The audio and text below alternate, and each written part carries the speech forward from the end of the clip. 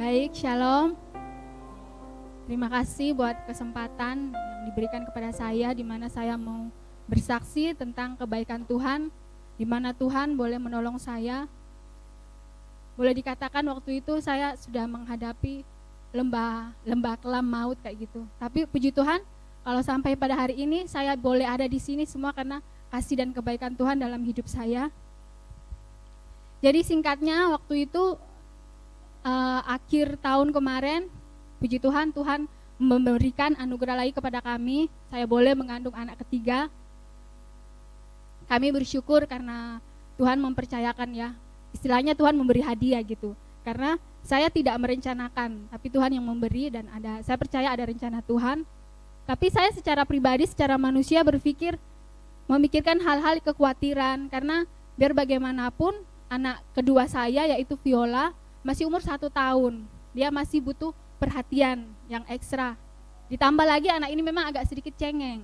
Jadi begitu saya tahu bahwa saya hamil, saya terbeban lebih berat ke anak saya yang kedua namanya Viola gitu. Jadi sebelumnya anak saya pertama Melody, kedua Viola, kemudian yang ketiga ini. Sampai akhirnya berbulan-bulan begitu terus. Jadi selama masa kehamilan saya untuk bersyukur lupa karena saya mengeluh terus. Karena tiap malam itu saya harus begadang, siang pun harus sibuk dengan mengatasi kerewelannya Viola ini gitu. Sampai berbulan-bulan, sampai kemudian pada usia kehamilan yang ke-7, saya ingat betul waktu itu subuh, saya bangun tiba-tiba saya rasakan ada darah keluar dari, mohon maaf sebelumnya, ada darah keluar dari badan saya gitu. Saya langsung berpikiran khawatirnya ada, ini saya posisi lagi hamil kok darah keluar, masih 7 bulan, waktunya belum genap untuk melahirkan kalau begitu, karena efek terburuknya yaitu kalau wanita hamil terus pendarahan begitu kan. Subuhnya itu saya berdoa sama Tuhan, Tuhan tolong bantu saya Tuhan. Kemudian pada saat hari itu hari libur juga, suami kebetulan masuk pagi, jadi saya ikut suami ke kantor, terus kemudian paginya saya ke rumah sakit di Jayapura, SS Profita. Di Profita saya hari itu saya hanya merasa bahwa ini mungkin hanya pergi periksa ke dokter, lalu kemudian saya disuruh pulang dan istirahat gitu. Saya nggak kepikiran bahwa ternyata di sana saya memang disuruh untuk bed rest yang full, istirahat di sana, opname, transfusi darah selama 3 hari gitu. Saya shock saja, seperti ini ya. Kemudian dokter jelaskan, ibu ini harus dirawat. Jadi ini gejalanya ibu ini placenta previa, yaitu ari-ari di bawah gitu. Kalau ibu terus pendarahan, tidak menutup kemungkinan ibu langsung melahirkan di usia kandungan 7 bulan. Dan kalau melahirkan di usia kandungan 7 bulan itu kemungkinan paru-parunya adik belum kuat, banyak kemungkinan terburuk lah. Sampai suami saya itu disuruh tanda tangan pernyataan yang menyatakan bahwa tidak keberatan kalau misalnya terjadi apa-apa sama saya, terus saya harus melahirkan. Terus waktu itu tabung oksigen kebetulan habis, inkubator di rumah sakit, terus terjadi kenapa sama bayi kami, itu jangan menuntut rumah sakit gitu. Jadi kami ketakutan, tapi saya bilang saya percaya Tuhan pasti menolong saya. Saya waktu kehamilan itu saya opname 2 kali. Opname yang pertama itu yang 7 bulan, kemudian saya puji Tuhan saya bisa keluar, tapi dokternya, susternya berpesan, ibu kalau pulang ini ibu harus ekstra hati-hati. Ibu tidak boleh capek, berdiri lama tidak boleh, jalan-jalan kemana tidak boleh, angkat-angkat berat tidak boleh. Di situ saya kepikiran, saya ini punya bayi yang masih cengeng, otomatis saya harus merawat dia gitu. Masa saya tidak boleh gendong dia? Dibilang disarankan ibu untuk tidak menggendong. Jadi selama pulang dari rumah sakit itu saya tidak bisa menggendong anak saya gitu. Itu yang sebagai seorang ibu ketika lihat anak menangis terus kita nggak bisa, itu kayak nyiksa sekali gitu. Kayak cepat sudah ini, saya mau ngurusin anak saya gitu loh. Tapi di sisi lain ketika saya mau nolong, mau gendong itu terjadi apa-apa sama saya gitu. Mungkin pendarahan atau apa kayak gitu. Sampai ada momen di mana saya kayak ngerasa Tuhan saya nggak kuat gitu. Saya ngelihat Viola waktu itu pingin jalan-jalan keluar dari pagar lah, di depan itu lagi rame biasanya kan. Terus saya tahu ini kalau mau jalan-jalan pasti minta digendong. Dia sudah di depan pagar. Saya bilang, nak tidak bisa. Anak 1 tahun ya mana dia paham kayak gitu kan. dia menangis meronta-ronta di depan pagar di pupping block itu. Saya bujuk dan saya tidak bisa gitu. Kemudian saya sudah menyerah, saya kembali ke teras. Saya hanya ngeliat saja sambil saya telepon suami, "Pak, cepat pulang, saya nggak bisa atasi Viola. Viola posisinya ada di ini." Gitu. Nggak mungkin saya mau seret dari pagar ke rumah, yang jaraknya lumayan lah gitu. Terus saya duduk saja, tunggu sampai suami datang dan kasih tenang. Itu sih maksudnya, lihat rumah berantakan, saya tidak bisa bikin apa-apa gitu, kayak gemes sekali gitu. Kita anak-anak rewel, anak-anak fullnya Melodi mau diurusin, itu saya tidak bisa ngurusin gitu. Apalagi kalau suami ke kantor, posisi saya harus istirahat, tapi saya harus ngurusin anak-anak kayak gitu. Jadi saya hanya, Tuhan semoga semua baik-baik saja. Masa-masa 1 bulan itu masa-masa yang boleh dibilang melelahkan, capek, ketakutan. Aduh, saya kalau bikin ini terus tiba-tiba gini kayak gitu. Terus kemudian kurang lebihnya 1 bulan itu terjadi pendarahan hebat pada diri saya. Saya ingat waktu itu mungkin saya kecapean juga. Kalau saya secara manusia berpikir mungkin saya capek, tapi kembali lagi mungkin Tuhan mengizinkan saya melewati semuanya. Jadi 2 hari berturut-turut saya antar Melodi ke wawancara ke Kalam Kudus, SD Kalam Kudus begitu ya. Hari pertama entah kenapa gurunya nggak ada, gurunya sibuk. Ya sudah, akhirnya hari kedua itu sebenarnya suami itu sip pagi ya. Kalau pagi sip berangkat ke kantor, pulangnya sore, karena itu hari saya pendarahannya malam. Seumpama waktu itu suami tidak suka sip sama teman, ketika malam saya pendarahan saya bisa langsung ditangani. Tapi karena waktu itu suami bilang, teman saya minta tukar sip, bagaimana, boleh tidak? Saya pikir alasannya apa? Alasannya karena temannya ini mau ibadah komsel juga, jadi saya pikir ya nggak apa-apa lah, kita tolong gitu. Ya oke, tukar sip aja. Papa masuk siang itu nanti pulangnya jam 10 malam. Terus besok otomatis karena waktu itu ada, jadi kami gunakan hari kedua itu untuk daftar lagi ke wawancara ke Kalam Kudus. Dan otomatis saya capek. Memang waktu itu saya sudah warning diri saya bahwa lepas dari ini saya harus benar-benar bed rest. Waktu itu hari kedua itu suami siangnya pulang dari Kalam Kudus, suami saya ke kantor masih normal. Sorenya juga saya masih temani anak-anak bermain. Kemudian saya ingat malam 7:30 itu saya lagi siapin makan untuk anak saya Viola. Kemudian saya bersin. Di situ saya rasa udah nggak beres, saya cek ternyata darah keluar gitu. Dari situ langsung pikiran saya sudah takut, kalang kabut, tapi saya masih percaya gitu. Malam ini masa saya harus ke rumah sakit, setengah mati, ini anak-anak begini, posisi begini. Saya juga nggak mau memikirkan hal yang terburuk. Saya positive thinking, saya merasa bahwa Tuhan pasti menolong saya, Tuhan pasti menghentikan pendarahan ini. Saya masuk ke kamar, saya ajak anak-anak semua ke kamar, kita nonton di kamar. Bahkan saya suruh Melodi tolong suap Vio. Saya waktu itu posisinya cuman bed rest, saya cuman tidur saja sambil dalam diri saya berdoa. Waktu itu takut ada, pikiran yang enggak ada. Tapi saya berdoa, Tuhan kau pasti tolong saya, tolong hentikan pendarahan ini. Tapi pendarahan tidak berhenti. Saya tetap memuji, berdoa, baca Alkitab bahkan. Dan waktu itu saya buka Alkitab acak. Saya buka, berdoa, buka. Yaitu ayat apa yang saya tunjuk, mungkin itu Tuhan bicara sama saya. Dan kebetulan waktu itu ayat-ayat itu ayat-ayat yang menguatkan saya. Saya pun gak tahu bahwa saya akan mengalami hal seperti itu. Tapi Tuhan sudah antarkan saya dulu dengan ayat-ayat yang menguatkan saya. Kayak gitu. Saya gak ngerti maksudnya apa. Tuhan bilang, saya sudah lupa ayatnya, tapi Tuhan bilang dia akan memberi kemenangan. Tuhan akan menyertai saya. Tapi saya nggak tahu, karena saya pikiran ini akan sembuh begitu. 1 jam kemudian makin menjadi, saya punya pendarahan. Itu saya sudah warning, saya telepon suami di kantor. Saya bilang, Pak, saya lagi pendarahan. Suami tanya, jadi gimana? Saya pulang kita ke UGD, saya masih berusaha untuk positive thinking. Tidak Pak, berdoa saja semoga sembuh. Palingan kalau tidak besok pagi baru kita ke UGD gitu. Ya udah, suami karena waktu itu jam 8:30, suami pulang jam 10. Saya pikir terlalu nanggung kalau pulang gitu.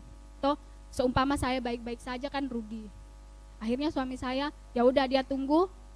Saya sambil berdoa, sambil anak-anak ini main, saya sedihnya di situ. Saya dalam pikiran terburuk saya ada hal secara manusia, saya takut. Kenapa sama saya, anak-anak saya ini main, mereka nggak tahu apa yang terjadi sama saya. Saya menjerit sama Tuhan, Tuhan tolong hentikan pendarahan ini. Tapi pendarahan itu terus mengalir dari dalam tubuh saya, terlalu banyak gitu. Tapi saya masih percaya Tuhan pasti menolong saya. Anak saya bermain-main, mereka nggak tahu bahwa saya ini sedang ketakutan luar biasa. Sampai kemudian jam 10 sudah keluar darah yang sangat-sangat banyak. Di situ saya sudah harus ke UGD. Saya telepon suami, Pak, pulang juga malam ini, kita harus ke UGD. Saya telepon tantenya, tolong cepat jemput Melody sama Viola, saya pendarahan lagi dan saya harus ke UGD malam ini. Posisi seperti itu sangat mencekam buat diri saya. Saya nggak tahu hal terburuk apa yang akan menimpa saya, sendirian, menunggu suami datang, menunggu tante untuk jemput anak-anak. Saya berdoa saja, saya percaya Tuhan pasti, saya masih positive thinking pada saat itu. Saya percaya Tuhan kuasa-Mu terlalu besar untuk menghentikan pendarahan ini, itu terlalu gampang buat Engkau lakukan gitu. Pikiran-pikiran negatif sudah mulai, nggak berhenti, masih ngalir, tapi saya mau berpegang teguh bahwa saya percaya Tuhan, seperti itu. Sampai kemudian tantenya datang jemput Melody sama Viola, itu saya sudah agak lega. Dan saya harus yang posisi saya tidur, saya harus berdiri lagi karena saya harus menyiapkan mereka punya baju, pampers karena saya tahu ini saya ke UGD saya pasti menginap begitu ya. Saya kasih masuk semua barang-barangnya anak-anak itu sudah uwel-uwelan, yang penting masuk ke dalam. Selesai mereka pergi, saya cuma cium Viola, Melody, saya bilang tolong jaga adik ya. Gitu. Terus kemudian waktu tantenya sudah pergi, tinggal saya sendirian di kamar. Posisinya saya sudah tidur di lantai, darah juga sudah mengucur deras. Tapi saya lega satu hal, anak saya sudah aman begitu. Toh kalau terjadi apa-apa sama saya, suami saya sedang dalam perjalanan dan akan menolong saya cepat. Gak lama kemudian, mungkin hampir 10:30 lewat, suami datang. Saya ingat waktu itu yang keluar dari mulutnya cuman, dia udah gak bisa bilang apa-apa, saya juga udah gak bisa jelasin saya begini-begini. Suami datang lihat cuma bilang, mah, banyak. Soalnya, ayo sudah bergegas kita cepat. Saya bergegas, jarak dari kamar ke kamar mandi lumayan seperti ini. Itu saya jalan itu ngucur-ngucur darah untuk bersihkan, untuk siap-siap. Ke mobil pun ngucur. Di dalam perjalanan kita semua hening. Suami juga mungkin tegang. Dan mungkin kalau ada mobil itu mode terbang, mungkin suami akan pilih mode terbang supaya cepat. Karena dokter kandungan saya di RS Profita kayak gitu. Sepanjang perjalanan saya terus berdoa, Tuhan tolong hentikan, saya percaya kuasa-Mu terlalu besar untuk menghentikan pendarahan, tapi tidak berhenti-berhenti. Gitu. Tapi saya bilang saya tidak mau menyerah, saya tetap percaya. Sampai di UGD saya mungkin sudah agak lega, karena ya kalau terjadi apa-apa sama saya, tempat saya sudah di UGD, pertolongan akan cepat. Tapi tidak berhenti pun, saya sudah dikasih tidur di ruangan UGD, tetap masih mengalir. Semakin saya mengimani bahwa Tuhan pasti akan menghentikan, Tuhan pasti akan menolong, kuasanya terlalu besar. Semakin dia mengucur deras. Jadi antara iman saya sama kenyataan itu balap-balapan. Saya bilang, oh Tuhan, saya percaya Kau pasti masih akan menghentikan. Ngalir lagi. Tuhan, saya tetap percaya, ngalir lagi, begitu terus. Sampai kemudian saya bilang gini sama Tuhan, Tuhan ampuni saya minta maaf kalau harus membahas hal seperti ini. Tapi masa Tuhan lupa, saya ini kan pelayan-Mu. Saya sudah melayani Engkau sesuai dengan versi terbaik saya gitu loh. Untuk menolak pelayanan itu saya susah. Ketika Pak Gembala, Bu ini Bu ya, saya untuk nolak, Bu saya lagi begini tuh, saya susah untuk menolak. Saya berkomunikasi begitu sama Tuhan. Saya keluarkan semua keluh kesahku. Masa Tuhan tidak bisa menyembuhkan saya? Kuasa-Mu kan terlalu besar. Dan saya gak tahu maksud dan rencana Tuhan saat itu. Saya hanya berpikir bahwa ini pendarahan harus berhenti. Karena kalau gak berhenti saya harus melahirkan. Itu posisinya paru-paru Mirea mungkin anak saya itu belum stabil begitu ya. Saya berdoa sama Tuhan. Saya tetap bergumul sama Tuhan. Tuhan kalau Engkau menyembuhkan, saya berjanji mau lebih lagi Tuhan. Ketika waktunya sudah tiba untuk melayani Engkau, menurut versi terbaik saya mau melayani Engkau. Tapi Lantas saya berdoa seperti itu sama Tuhan, saya pikir Tuhan sudah mendengar doa saya, tapi ternyata tidak. Masih keluar, saya masih berjuang, masih keluar. Dan saya tidak percaya bahwa badan sekecil saya ini mengeluarkan darah yang seperti itu. Dan itu belum ada apa-apanya dibandingkan total semua di malam itu yang keluar dari dalam tubuh saya. Saya berdoa sama Tuhan, kemudian sampai saya hampir kehilangan kesadaran. Dokter datang, "Bu, jangan tidur, Bu." Karena itu saya sudah lemes sekali, saya rasanya sudah mau tidur gitu. "Bu, kalau Ibu tidur, Ibu pingsan, kemungkinan hal terburuk bisa aja terjadi, Bu. Karena posisinya Ibu lagi mengandung, terus Ibu pendarahan." Gitu. Saya dibuat supaya saya terjaga sedemikian rupa, sampai akhirnya infus itu sudah 2 dipasang di badan saya. Sudah berapa ampul obat-obatan itu sudah masuk ke tubuh saya. Dan sampai akhirnya saya sudah mulai baik lagi, puji Tuhan. Saya kembali lagi berdoa. Pokoknya di sepanjang itu saya terus berdoa. Sampai kemudian muncul bayangan anak saya, Melody sama Viola. Karena pikiran saya sudah, semua hal terburuk bisa terjadi pada diri saya saat itu. Darah sudah keluar banyak. Kayak gitu. Saya sampai sudah rasa dingin. Badan kulit saya itu sudah putih gitu. Kadang suami saya pegang tangan saya itu, saya bandingkan tanganku itu sudah nggak ada darah di dalam mungkin. Saya di dalam bayangan saya muncul bayangan Melody, Viola. Saya langsung menangis. Saya bilang, "Tuhan, tolong jangan Kau ambil saya secepat ini. Saya masih punya anak-anak. Kalau Kau ambil saya cepat, memori mereka untuk saya tidak ada. Mereka mungkin tidak akan ingat wajah saya. Saya masih butuh waktu banyak untuk bermain bersama mereka, mendidik mereka. Kalau Kau sembuhkan saya berjanji."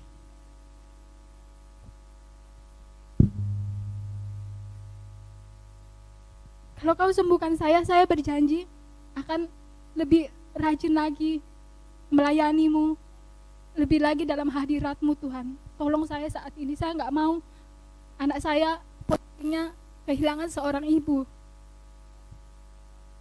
Saya berdoa begitu sama Tuhan, dan masih belum berhenti juga pendarahan saya. Sampai kemudian yang kedua kalinya saya sudah hampir kehilangan kesadaran.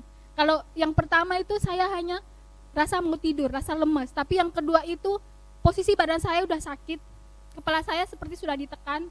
Itu saya rasa oksigen itu cuma sedikit saja di kepala saya, hanya untuk saya bertahan saja. Kemudian saya sudah melayang-melayang juga. Saya posisinya tidur, lihat ke plafon itu, plafon sudah semakin menjauh, badan saya sudah kayak turun ke bawah. Di situ saya menjerit gitu ya. Dokter semua sudah datang, suster juga sudah kasih bantuan segala macam, ampul sudah berapa ampul dikasih masuk ke badan saya. Dan saya teriak, saya bilang, "Tuhan, tolong saya." Di ruangan UGD itu saya teriak, karena hanya dengan teriak saya bisa terjaga gitu loh. Karena kalau saya tidak teriak, mungkin saya sudah tertidur. Karena posisinya juga saya kayak ditarik ke bawah gitu. Plafon saya lihat itu sudah semakin menjauh. Jadi saya fokus lihat ke atas sambil teriak, "Dalam nama Yesus sembuhkan saya, Tuhan tolong." Saya teriak menjadi-jadinya gitu. Dan untungnya suster sama bidan di rumah sakit itu sama sekali tidak memarahin saya atau apa. Mereka malah, "Bu, Ibu kenapa? Ibu sadar, Ibu sadar, Ibu baik-baik saya." Saya bilang, "Saya baik-baik saya harus seperti ini." Dan saya sempat berbahasa roh juga, saya nggak peduli, terserah bidan, suster, dokter mau bilangin saya apa, saya sempat berbahasa roh. Sampai kemudian saya rasa badan saya sudah baik begitu. Ketika badan saya sudah baik, sudah mulai meskipun sudah berapa ampul masuk ke dalam badan saya, beberapa menit kemudian suami saya datang. Dia bilang, "Mah sudah tahu?" Saya bilang, "Saya tahu apa?" "Malam ini juga mama mau dioperasi. Sesar." Saya bilang, "Tidak sesuai dengan iman saya kan?" Saya bilang, "Kenapa cepat sekali dokter ambil tindakan? Padahal kan masih harus observasi, paling tidak besok." Suami saya jelaskan, "Badanmu sudah seperti ini, darahmu mungkin udah gak ada. Terakhir kita periksa detak jantungnya ada, itu sudah mulai lemah." Saya diam, tapi dalam diamnya saya itu saya sedang bergumul sama Tuhan saya. Saya bilang, kok tidak sesuai dengan keinginan saya, tidak sesuai dengan iman saya gitu loh. Apa saya harus mengalah untuk iman saya gitu? Kok Tuhan, kan pikiran saya itu jalan terbaiknya Tuhan adalah menghentikan pendarahan saya. Karena kalau saya melahirkan malam itu juga, mungkin paru-paru anak saya itu masalah atau apa. Berat badannya juga pasti belum 2,5 karena standar untuk anak lahir itu berat badannya 2,5. Di bawah 2,5 itu banyak kemungkinan banyak masalah, kemungkinan gitu. Tapi di situ saya belajar bahwa saya katakan dalam diri saya harus berserah. Waktu Tuhan adalah yang terbaik begitu. Ketika saya berserah, saya bilang ya sudah Tuhan, kalau memang seperti ini jadinya, saya ikut saja. Saya tahu waktumu yang terbaik buat diri saya. Dan ketika saya selesai berkata begitu, ada perasaan lega dalam diri saya. Saya melihat, bukan saya buat-buat ya, tiba-tiba di kepala saya itu, di benak saya, di bayangan saya sama seperti waktu Melody sama Viola muncul, kali ini muncul gambar Tuhan Yesus sedang tersenyum gitu. Kok saya langsung tapi di situ mengingatkan saya bahwa oh iya, saya tidak sendirian gitu. Ada Tuhan yang menyertai saya. Jadi untuk selanjutnya ketika saya disiapkan untuk melakukan operasi sesar, itu saya merasa baik-baik saja, saya merasa tenang karena ada Tuhan gitu. Meskipun ketika saya disiapin itu untuk digeser dari kasur satu ke satu karena dempet begitu, saya udah nggak bisa pindah, duduk pun udah nggak bisa. Jadi dalam posisi tidur dikasih pindah gitu, itu sampai sapam di luar disuruh masuk suami, sampai suster itu ada yang naik ke kasur hanya untuk kasih pindah saya. Saya cuman bilang, aduh saya minta maaf ya merepotkan, dan mereka bilang ini memang sudah pelayanannya kita Bu. Sudah saya rasakan dibawa ke ruang operasi itu sudah mungkin karena mereka juga buru-buru, saya hanya rasa tabrak tembok ini itu karena mungkin mereka bagaimana secepatnya di operasi di atas, bagaimana secepatnya supaya pendarahan cepat berhenti juga kan gitu. Dan ketika di ruang operasi itu di biusnya itu sudah bukan bius yang normal lagi, jadi bius darurat. Saya ingat waktu itu hanya lewat oksigen supaya saya cepat tidak sadar, lalu kemudian saya dioperasi kayak gitu. Dan puji Tuhan saya tersadar, saya sudah ada di ruangan ICU waktu itu, dan ada suster, saya sadar, saya bilang, suster saya di ruangan mana? Ibu di ruangan ICU. Oh, apa yang terjadi sama saya kemarin? Karena posisinya saya belum ingat gitu posisinya saya. Terus susternya jelaskan, oh ibu sempat mengalami kritis, tapi ibu sekarang sudah lewati itu semua. Setelah saya dengar kata kritis, di situ saya langsung sadar kejadian-kejadian yang tadi malam gitu. Saya langsung menangis gitu. Saya bersyukur, ya ampun Tuhan, Tuhan masih beri saya kesempatan loh. Saya masih menikmati pagi ini. Apalagi anak saya sudah lahir juga dengan, saya tanya, baru anak saya gimana? Anak ibu ada sehat di ruangan terpisah di NICU. Beratnya berapa? 2,2. Memang dibawa 2,5, tapi saya mau percaya bahwa Tuhan yang mengizinkan lahir cepat, Tuhan pasti akan menyertai dia sehat sampai sekarang seperti itu. Dan saya pagi itu di ruang ICU, saya menangis. Saya bersyukur, lebih ke bersyukur sama Tuhan, bukan menangis sedih. Menangis memang, kenapa saya boleh mengalami itu semua, memang dalam pikiran saya, kenapa kok Tuhan izinkan saya mengalami hal-hal yang menakutkan seperti itu, yang mencekam diri saya begitu. Dan sampai sekarang ini, saya kalau memutar kembali itu sama sih agak trauma begitu. Tapi saya tidak mau berkata itu. Pagi itu saya ucapkan hanya syukur saja buat Tuhan. Terima kasih buat kebaikan-Mu. Terima kasih saya boleh menjalani itu semua. Saya percaya mungkin Tuhan mau mendidik saya, mengajari saya bahwa apapun yang terjadi Tuhan selalu ada bersama dengan saya. Dan satu hal yang saya ingat waktu di ruangan UGD itu, kebetulan rumah sakit itu rumah sakit Kristen ya.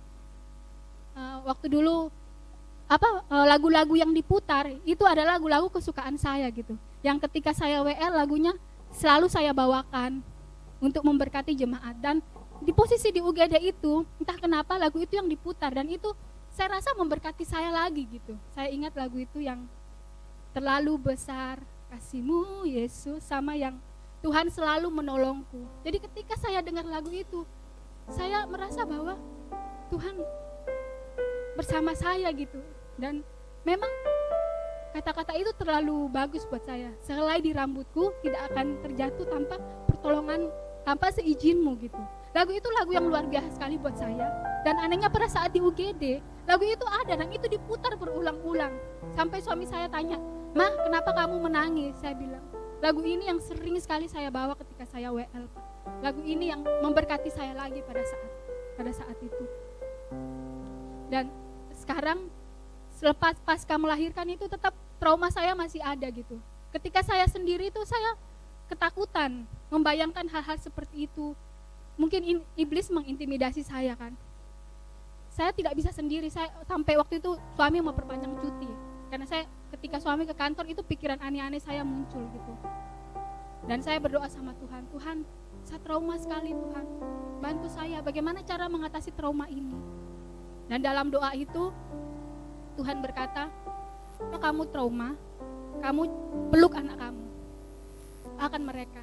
Jadi setiap kali kadang berpikir hal seperti itu mulai muncul, saya langsung cepat-cepat cari Melody, Viola atau Mireya. Saya peluk mereka, saya bilang terima kasih Tuhan Yesus buat kesempatan. Saya juga doakan mereka semoga tumbuh di dalam Tuhan. Sampai itu dan tentunya ke depannya warning untuk diri saya sendiri. Mungkin selama ini pelayanan, mungkin saya merasa bahwa saya sudah memberikan yang terbaik menurut versi saya. Tapi saya nggak tahu mungkin bagi Tuhan kurang dan saya mau belajar. Buat teman-teman semua mungkin yang pelayan atau mungkin yang belum melayani, posisi saya seperti saat itu, saya nggak bisa berkata apa-apa. Tidak ada dalam diri saya yang bisa saya andalkan bahwa Tuhan kau harus menolong saya gitu. Saya untuk mengingatkan Tuhan, saya pelayanmu itu saja saya minta maaf. Maaf Tuhan, maaf sekali kalau saya mengungkit hal ini. Apalagi maksudnya kita nggak tahu apa yang akan terjadi pada diri kita gitu.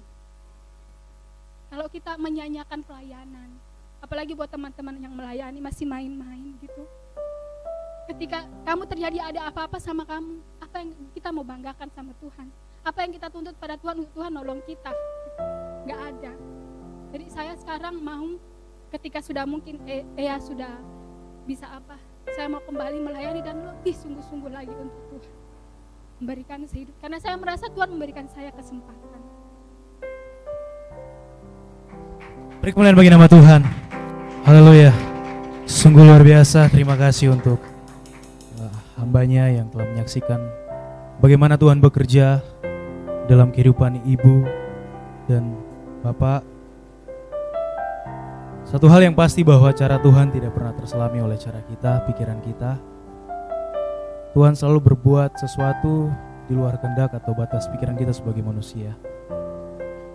Kiranya kesaksian daripada Ibu Suryani yang telah disampaikan menjadi suatu kekuatan pegangan bagi kita bahwa satu hal yang pasti bahwa terima kasih atas kesempatan yang diberikan semua karena kemurahan Tuhan sehingga saya bisa berdiri di sini dan bersaksi. Saya mengalami banyak pergumulan dalam hidup. Mungkin di sini kesaksian saya agak sedikit berbeda, bukan juga tentang berkat atau mungkin mujizat. Karena memang banyak berkat dan mujizat yang saya alami. Tapi di sini saya ingin menyaksikan tentang cinta mula-mula, tentang kasih mula-mula yang saya alami dalam hidup. Saya dari kecil sudah Kristen, sudah dibaptis. Namun saya mengalami banyak hidup dalam masa-masa yang kelam, hidup dalam kegelapan, hidup dalam dosa. Saya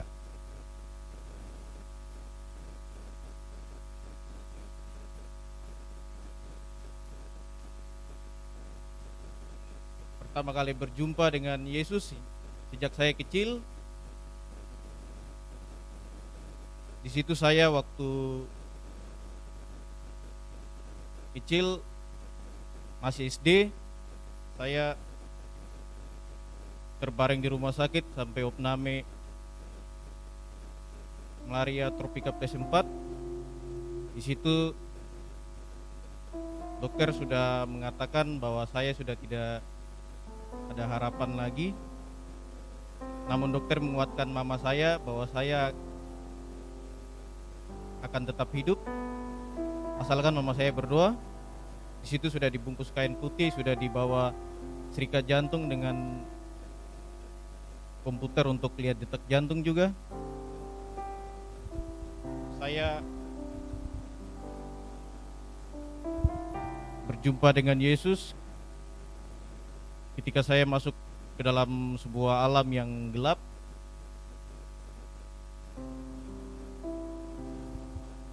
di situ saya ditarik oleh beberapa roh jahat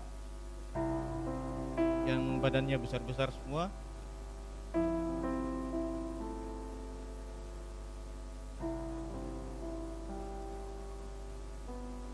Dan ketika saya berteriak nama Yesus sebanyak-banyaknya, di situ Tuhan memeleh roh-roh jahat itu dan menolong saya, mengangkat saya dari lubang jurang maut tersebut. Dan saya karena masih kecil, makanya saya seolah seperti Samuel begitu, karena tidak tahu apa-apa. Akhirnya saya bertanya-tanya, sebenarnya maksud Tuhan apa? Namun tidak sampai di situ. Saya karena hidup dalam berbagai pergumulan dan pertanyaan yang sama, sehingga saya hidup dalam dosa.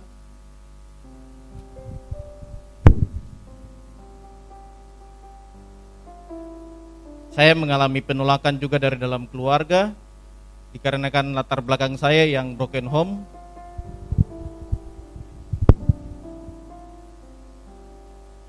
Keluarga mengatakan bahwa saya ini anak yang tidak punya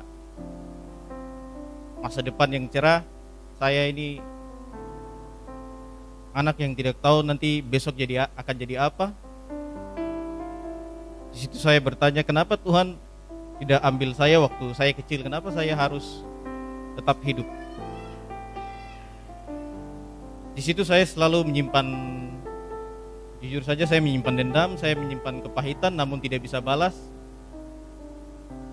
Saya juga mengalami bullying di sekolah, penolakan karena saya tidak punya orang tua yang lengkap. Dan singkat cerita, di satu titik ketika saya mengalami perjumpaan yang kedua kali dengan Tuhan, Tuhan menunjukkan mimpi-mimpi. Yang pertama tentang keluarga. Tuhan menunjukkan sebuah mimpi atau vision tentang bagaimana saya harus mendoakan keluarga saya. Dan padahal latar belakang saya itu tidak fasih dalam berdoa, tapi di dalam mimpi itu seperti mulut saya bergerak cepat, seperti seorang ketika bermazmur atau berbahasa roh.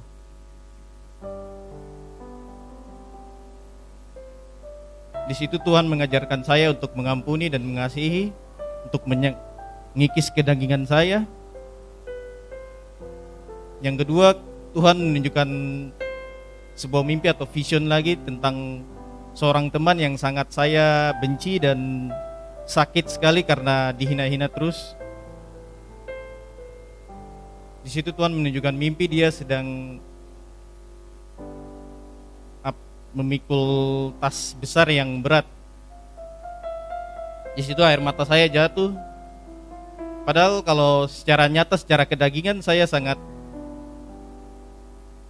sakit, sangat kepahitan dengan teman ini karena dari awal kenal dia sampai sekarang tuh selalu benci saja. Di situ Tuhan mengajar saya bahwa saya harus rendah hati, saya harus tunduk. Maka nanti Tuhan yang akan mengangkat saya. Dan ketika itu seketika saya belajar bahwa kita mengasihi dan mengampuni orang lain itu bukan karena supaya keuntungan bagi orang tersebut, tapi untuk keuntungan bagi kita.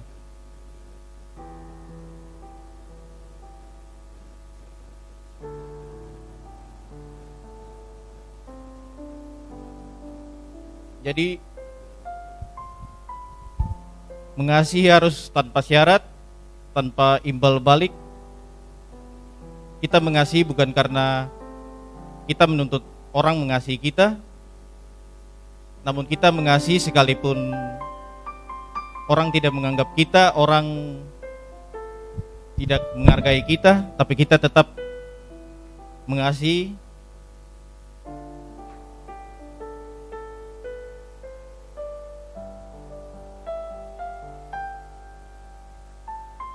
Dan saya pelajari selama bertahun-tahun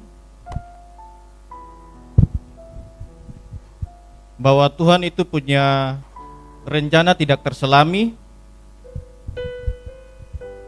karena jalan-jalannya begitu tinggi daripada jalan-jalan manusia. Dia punya kehendak itu kadang menyakitkan daging, kadang menyuruh kita untuk melepaskan semua kesenangan kita, layaknya seperti boneka anak kecil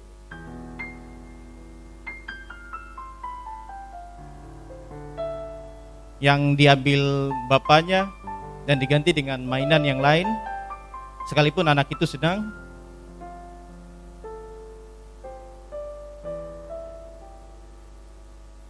Mengikut Yesus tidak mudah. Mengikut Yesus itu perlu pengorbanan, perlu kesetiaan, bahkan sampai menyucurkan air mata.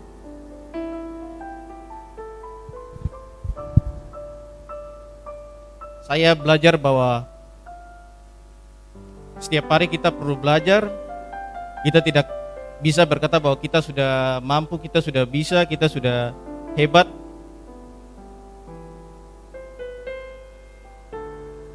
Atau kita merasa kita paling rohani dibanding orang lain. Kita merasa bahwa kita paling kudus. Karena itu semua kasih karunia Tuhan, karena anugerah Tuhan kita bisa bernafas. Kita bisa melakukan segala sesuatu. Selanjutnya untuk menutup ruang daripada kesaksian atau open mic ini, saya persilakan untuk Bapak Anto.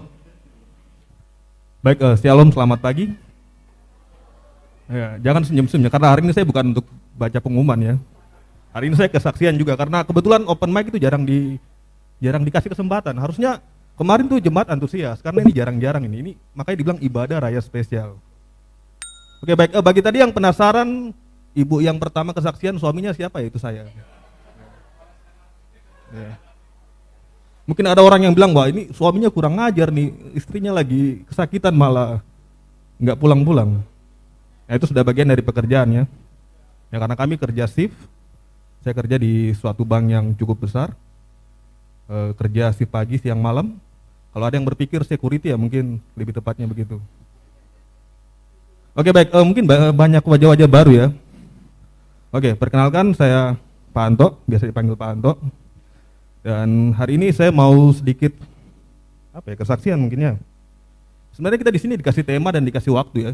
Dikasih waktu 5 menit kalau nggak salah, tapi rata-rata tadi 20 menit semua. Oke, dan tadi kesaksian banyak yang keluar dari tema ya, tapi tidak apa-apa, kesaksiannya luar biasa semua. Oke, tema kali ini sebenarnya sangkal diri, pikul salib, mengikut Yesus. Ada 3 poinnya, sangkal diri, pikul salib, mengikut Yesus. Mungkin yang paling banyak kita alami di kehidupan kita, termasuk saya itu sangkal diri kali ya. Itu mungkin paling mudah kita lakukan ya. Tapi sangkal diri untuk siapa dulu? Sangkal diri sendiri atau sangkal diri untuk Tuhan Yesus? Kalau sangkal diri untuk diri sendiri mungkin kayak kalau kita lagi sama teman gitu, terus teman bilang, kok kentut kan? Tidak. Jadi kan sangkal diri tuh. Terus siapa? Padahal cuma berdua. Enggak tahu siapa ya. Padahal jelas-jelas sudah tinggal berdua tapi masih nyangkal. Nah, itu sangkal diri untuk diri sendiri. Bukan seperti itu maksudnya. Saya pikir mungkin Pak Gembala mau kasih bocoran tapi ternyata tidak ada. Jadi saya pikir ini kesaksian yang bagaimana yang saya bawakan sangkal diri pikul salib mengikuti Yesus. Saya pikir nanti saya dapat kisi-kisi, oh ya baru saya ini. Tapi setelah saya pikir-pikir ternyata ada satu hal yang mungkin nyangkut dengan kehidupan sehari-hari saya dan mungkin kita semua ya. Jadi saya baru-baru ini punya hobi baru. Sebenarnya hobi lama tapi baru terrealisasi saat ini. Kalau ada yang lihat saya punya postingan di Facebook, itu hobi tahun 2014 harusnya itu. Jadi saya baru-baru beli motor besar. Saya sebut merek saja ya, Kawasaki Ninja All New 250 Fi ABS. Tapi saya rasa kurang puas, jadi saya rencana mau ganti nanti yang All New Ninja ZX 25R 4 silinder. Tuh kalau bawa tuh suaranya ngiung-ngiung gitu. Jadi suaranya duluan baru motornya lewat. Saya sudah dalam proses untuk beli motor yang gede yang 4 silinder itu. Saya dapat harga murah ya, dapat murah. Karena posisi motornya masih standar. Jadi motornya masih standar, jadi saya dapat harga 125.000. Motornya masih standar saja, mesinnya belum ada. Ban rangka belum ada, masih standar, jadi murah. Jadi dicicil-cicil belinya. Saya pikir, kadang-kadang kita punya hobi nih berbenturan dengan kita punya keseharian sebagai orang Kristen. Kan saya suka bawa motor, dan teman-teman ada yang ngajak untuk San Mori. Ada yang tahu San Mori? Ya, Sunday morning riding artinya apa? Ya. Berkendara atau bawa motor di hari Minggu pagi. Saya pikir kalau saya ikut mereka, saya nggak bisa pergi gereja karena Pak Gembala bikin kita punya ibadah jam 9. Saya kalau tidak ikut percuma saya beli ini, Saya cuma pakai hari apa kalau begitu? Ya sudah, akhirnya saya putuskan, sudah, saya San Mori tetap. Mau ibadah hari Minggu pagi saya tetap San Mori. Jadi saya tetap San Mori tapi di hari Sabtu. Agak nggak nyambung ya. Orang San Mori di hari Minggu, saya San Mori di hari Sabtu kemarin. Jadinya sendiri, nggak sama teman-teman. Udah, akhirnya saya pikir, gimana caranya supaya istilahnya hobi dengan ibadah ini bisa jalan dua-dua. Saya pikir apa mungkin Pak Gembala ubah, kita punya jam saja ibadah kan? Ubah ke hari Sabtu ibadah, nanti supaya Minggu saya San Mori. Mungkin bisa begitu kan? Kalau bisa ya mungkin bisa jalan dua-dua, tapi kayaknya tidak mungkin ya. Jadi sempat saya pikir juga apa, mungkin saya tetap San Mori pagi-pagi tapi San Morinya ke gereja. Jadi dari rumah bawa motor ke gereja. Jadi nanti datang ke gereja pagi-pagi, setelan lengkap, sarung tangan, terus jaket balap, helm balap, terus masuk ke gereja. Bawa motor juga, takut hilang. Tapi aneh ya. Jadi saya nggak ikut San Mori. Memang jadi beban. Jadi saya bilang sudah, saya sangkal diri sudah. Walaupun anak motor saya nggak ikut-ikutan San Mori, itu berat ya. Udah beli mahal-mahal nggak ikut. Sudah, saya sangkal diri dan saya ikut Yesus sudah, saya tidak ikut mereka.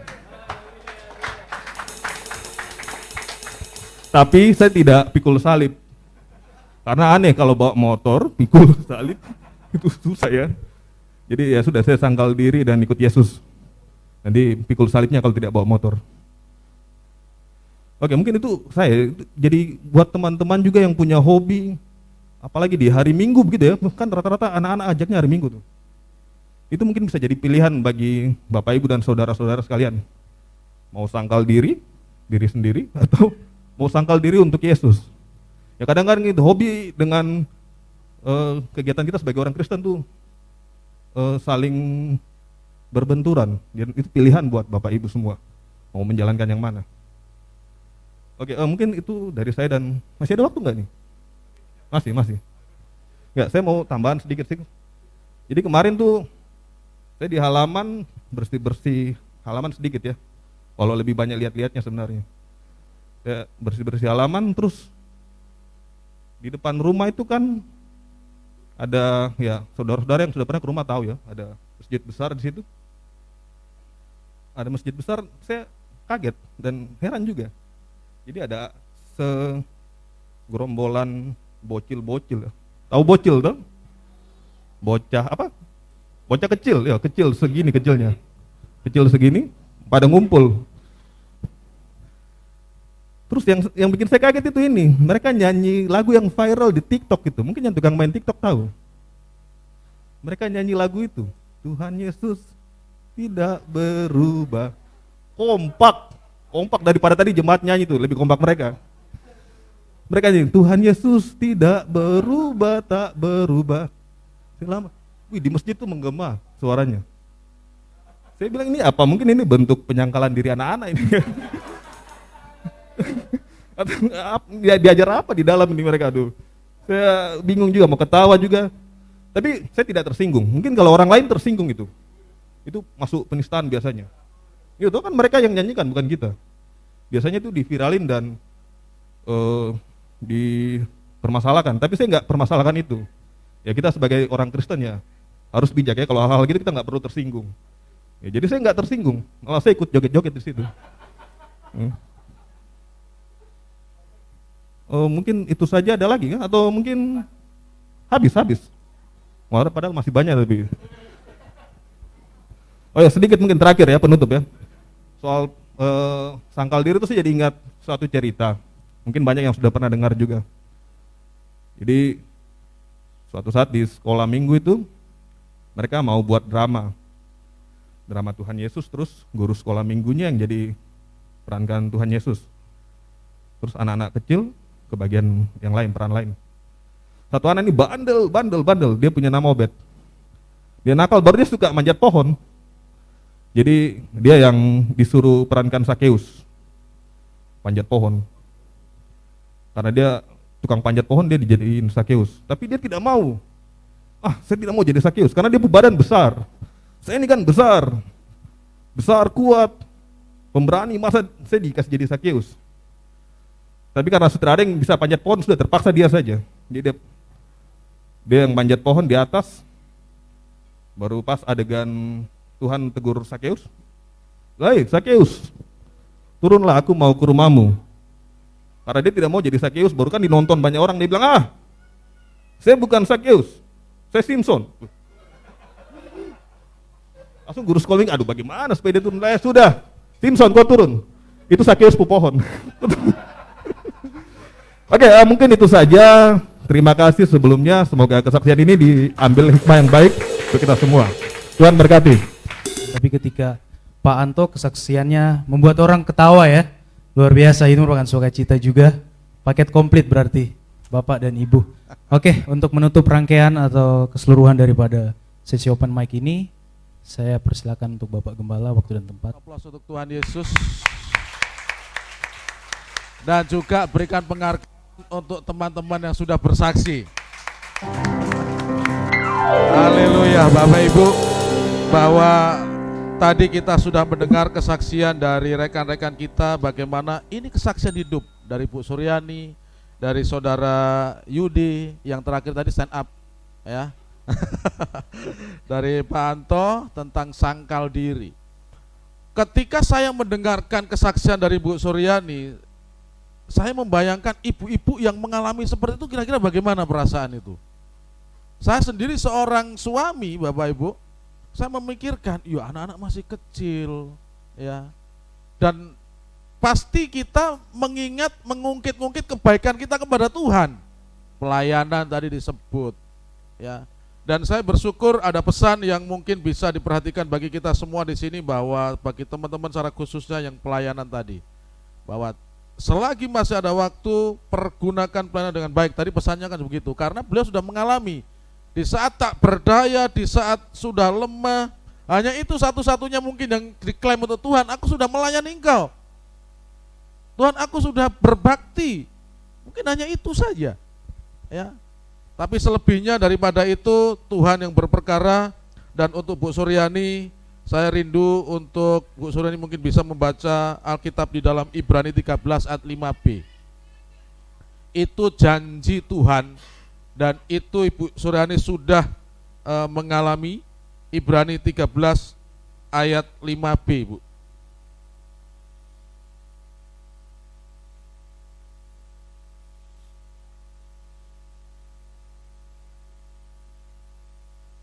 Sudah ketemu, Bu?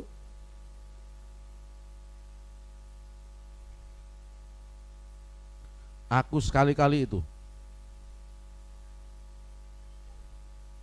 Karena Allah telah berfirman.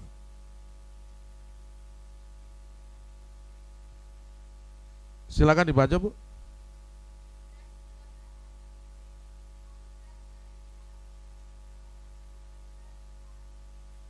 Baik, terima kasih, Bu.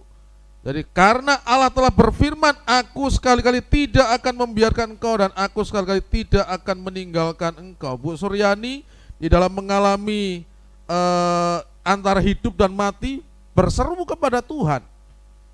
Di sini ibu-ibu yang pernah melahirkan coba angkat tangan. Yang pernah melahirkan ibu-ibu, ya. Bapak jangan.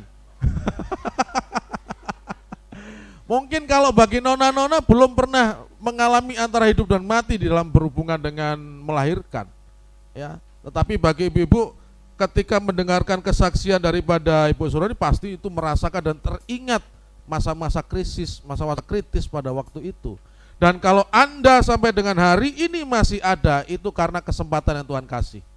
Pergunakan itu sebaik mungkin dan pegang janji Allah. Kalau memang belum waktunya, ya, Tuhan berjanji tidak akan pernah meninggalkan. Dan sekali-kali Tuhan tidak akan pernah meninggalkan Bapak Ibu.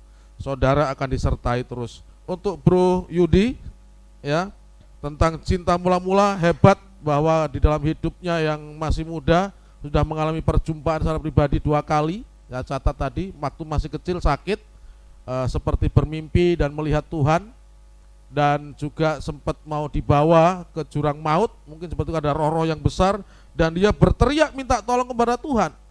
Berikutnya adalah ketika dia mengalami penolakan, dia mengeluh, kenapa aku waktu sakit Tuhan sembuhkan, tapi sudah besar keluarga menolak, ya. Keluarga mengintimidasi bahwa kamu tidak memiliki masa depan, kamu ini seperti ini, dan dia putus asa. Ditambah lagi dengan intimidasi di sekolah, ada bully di sana, ya. Dan Tuhan sekali lagi di situ berpesan kepada Bro Yudi tadi bahwa Tuhan menyingkapkan melalui mimpi, disuruh berdoa untuk keluarga, disuruh berdoa untuk teman yang membuli. Susah enggak itu, Bro? Susah, ya. Karena itu berdoa kepada orang yang dia tidak sukai. Tetapi pada akhirnya melalui kesaksian dia berusaha dan dia melakukan itu.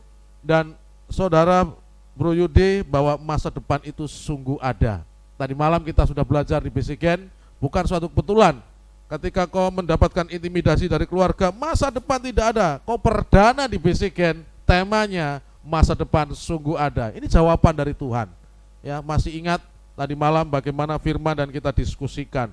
Buat Pak Anto, untuk kesaksian yang ada tentang penyangkalan diri, tadi kita sudah sama-sama, memang kalau sudah berbicara hobi itu susah Bapak Ibu, betul? Karena hobi ini keinginan kita, ya. Bagaimana kalau minggu depan nggak apa-apa Pak Anto pakai motor itu ke gereja, nanti Ibu biar diantar yang lain bawa mobil untuk supaya hobinya bisa tersalurkan. Tetapi yang dapat kita pelajari dari Pak Anto bahwa beliau berani menyangkal diri, saudara, untuk hal yang berhubungan dengan hobi kesenangan. Bagaimana dengan kita? Ya. Kalau kita sudah tahu besok mau ibadah, apakah malam minggu masih kita pakai untuk bermain game sampai pagi? Ini penyangkalan diri. Akhirnya datang ibadah terlambat. Ya. Kembali ke firman Tuhan yang sesuai dengan tema Bapak Ibu, saya akan bacakan sekali lagi ayat 34 dari Markus, ya. Tadi salah teksnya yang ada di layar itu. Markus 8 ayat 34 saya bacakan. Lalu Yesus memanggil orang banyak dan murid-muridnya dan berkata kepada mereka, setiap orang yang mau mengikut aku, ia harus menyangkal dirinya, memikul salibnya dan mengikut aku. Saya akan uraikan sedikit saja. Setiap orang yang mau mengikut aku, ini ditujukan kepada orang yang belum percaya. Jadi ketika Bapak Ibu waktu itu sebelum percaya Kristus, adakah komitmen seperti ini yang Tuhan mau? Atau ketika Bapak Ibu mau mengikut Kristus, yang ada dalam bayangan Bapak Ibu adalah berkat, berhasil. Ada nggak komitmen seperti ini? Karena ini yang dimau oleh Tuhan bagi setiap orang yang mau mengikut Kristus. Ya, setiap orang itu berbicara pribadi, tidak berbicara keluarga, tidak berbicara fam, tidak berbicara suku. Tapi setiap orang yang mau mengikut Tuhan, setiap orang itu berarti pribadi. Ketika Bapak Ibu memutuskan untuk percaya kepada Tuhan, berarti di situ keputusan pribadi.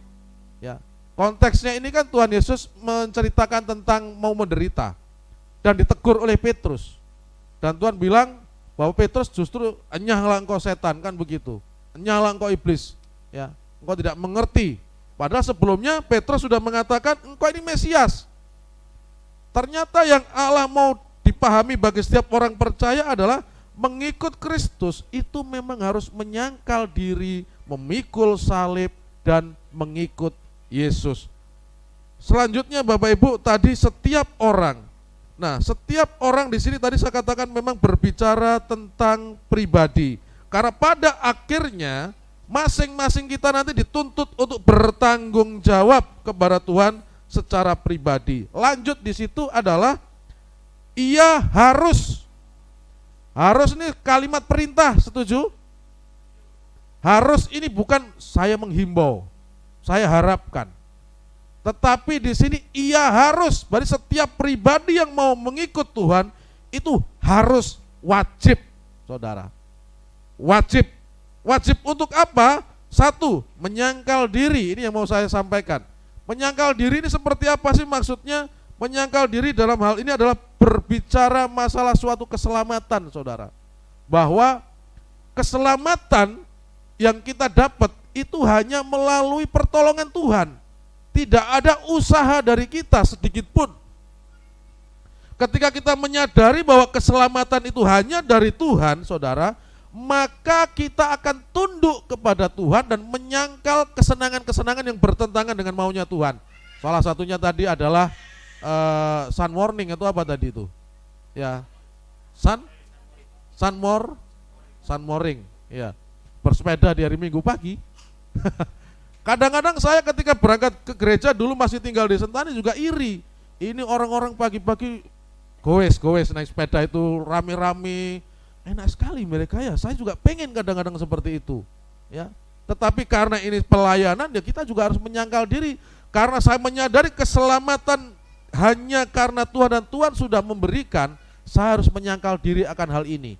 Bahwa saya akan mengikuti, ya, apa yang Tuhan mau. Berikutnya adalah di situ memikul salib. Di dalam kerajaan Romawi pada waktu itu orang yang dijatuhi hukuman mati, ya, yang khususnya yang disalib itu disuruh membawa salibnya sendiri. Tuhan Yesus pun seperti itu.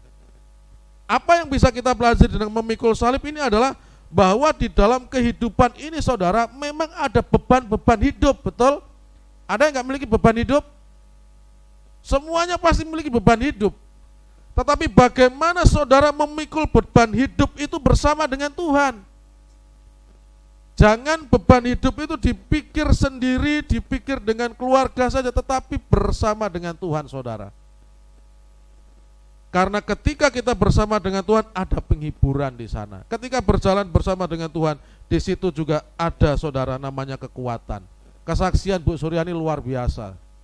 Bagaimana terus berseru dan berseru. Saya ingat ada sedikit lucu bagi saya. Ini bagi saya ya, ketika kasusnya Bu Suryani ini, mungkin saya pernah ceritakan ke Bu Suryani atau Pak Anto. Jadi malam itu Pak Anto memang WA ke kami, minta dukungan doa. Kami tidak tahu. Ya, pagi 3:30 saya membuka WA dari waktu mau membaca Alkitab, saya buka WA, loh, Pak tolong doakan pagi ini ibu mau operasi. Saya itu langsung berdoa, yang saya doakan siapa Bapak Ibu? Oma Esther. Karena pikiran saya ini, karena waktu itu Oma kan sakit, juga di rumah sakit Aryoko Bu kalau nggak salah Bu ya. Jadi pikiran saya yang mau operasi itu oma.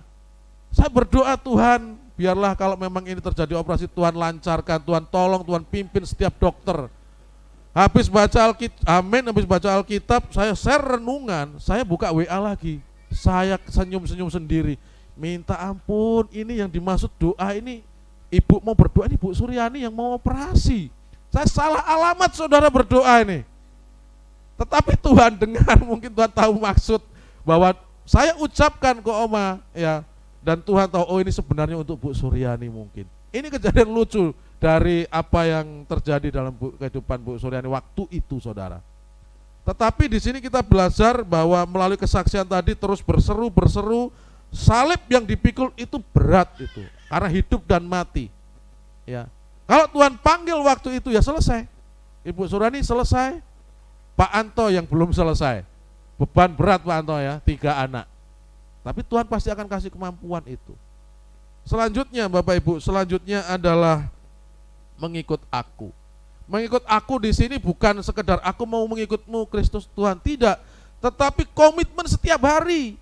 Bagaimana ketika kita menyangkal Kristus, bagaimana kita ketika memikul salib, kita harus setiap hari ada komitmen. Tuhan, aku mau mengikut Engkau. Selalu Tuhan, aku mau, bukan komitmen kasih mula-mula saja, tidak. Ketika kasih mula-mula, Tuhan, aku mau mengikut Engkau dengan sungguh-sungguh, seperti dari kesaksian dari Ibu Suryani. Tuhan, kalau aku sembuh, aku mau melayani sungguh-sungguh. Itu komitmen pada waktu itu. Ya. Dan ini harus setiap hari didengungkan supaya ini timbul yang namanya iman. Komitmen Tuhan, aku mau mengikut. Dan memang sudah dibuktikan secapek-capeknya apapun kalau saya tanya tentang keuangan ke beliau, Pak sabar ya. Memang nggak langsung dikasih informasi, tetapi sabar Pak ya. Sore itu atau besok pasti saya dikasih tahu laporan itu, keuangan itu. Dan Bapak Ibu bisa melihat di sana selalu ada laporan keuangan setiap bulannya. Kemarin memang sempat terlambat 1 bulan saja karena itu memang kejadiannya luar biasa yang disaksikan tadi. Jadi beliau ini bendahara yang ada di gereja ini yang ngatur ritme keuangan Bapak Ibu, dan beliau bisa atur itu sedemikian rupa, pelayanannya ada di sana. Sebelum beliau hamil dan melahirkan, beliau ini juga worship leader. Tadi sudah komitmen, kalau anak sudah mandiri, sudah bisa, beliau akan kembali ke altar lagi untuk memimpin dalam suatu pujian. Kita perlu dukung komitmen-komitmen seperti ini. Bagaimana dengan Bapak Ibu, bagaimana dengan kita semua ketika kita dituntut oleh Tuhan untuk sangkal diri, memikul salib dan mengikut aku. Yang terakhir sekali saya ulangi sekali lagi Bapak Ibu, visi dari gereja ini adalah untuk menjadikan segala bangsa murid Kristus. Ini bersinergi dengan apa yang Tuhan mau. Setiap manusia, setiap orang yang mau mengikut aku harus sangkal diri, pikul salib. Itu murid Kristus, saudara. Itu murid Kristus. Ya, murid Kristus, karakternya hamba, mentalnya prajurit. Ini yang harus kita hidupi di dalam tubuh Kristus di tempat ini. Menjadi murid tidak enak, didisiplin. Tadi malam kita belajar di BCGen bagaimana proses atau bentuk daripada pendidikan. 1 adalah teguran, yang kedua adalah pendisiplinan, yang ketiga pendiaman. Kalau sudah proses pendiaman ini saudara, itu antara saudara dengan Tuhan, antara Roh Kudus dengan Tuhan. Karena Alkitab juga mengajarkan, kalau memang sudah tidak bisa ditegur, nggak bisa diatur, serahkan itu kepada iblis. Artinya apa? Serahkan kelakuannya itu kepada iblis, tetapi kita tetap mendoakan. Proses untuk membimbing, proses untuk menegur selesai. Dalam waktu-waktu tertentu kita akan lihat.